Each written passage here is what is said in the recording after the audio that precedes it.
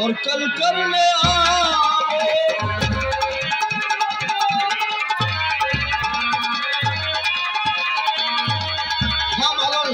तुम अपने दिल को मत दिखाओ।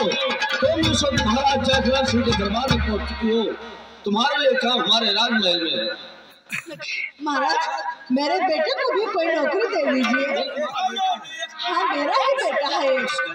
हमारे राजमहल में है।